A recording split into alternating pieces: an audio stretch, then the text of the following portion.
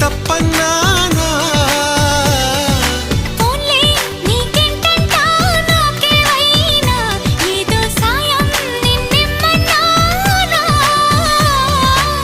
వలపంటే నిప్పు లాంటిది కలకాలం దాచలేనిది సలహా విని ఒప్పుకోవే ఇకనైనా